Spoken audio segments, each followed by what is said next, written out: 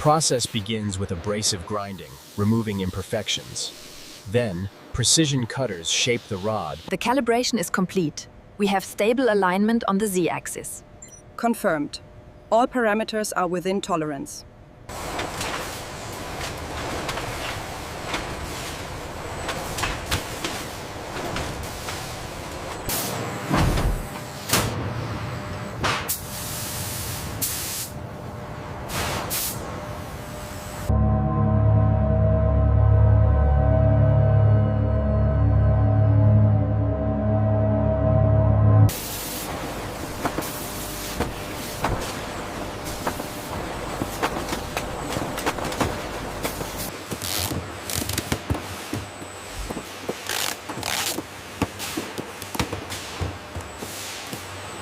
Every product is checked before leaving the facility.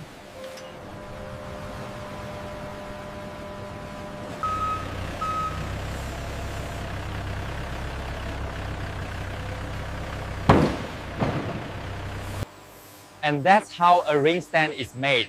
The work too, from start to finish.